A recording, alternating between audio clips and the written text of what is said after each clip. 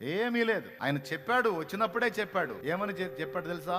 అనేకుల ప్రాణ విమోచన క్రయధనముగా ఇదిగో నా ప్రాణము పెట్టవచ్చి తిని, నశించిన దానిని వెదకి రక్షించడానికి మనుష్య కుమారుడు వచ్చాడు. ఇదిగో నా ప్రాణమును నా అంతటా నేనే దాన్ని పెట్టుచున్నాను.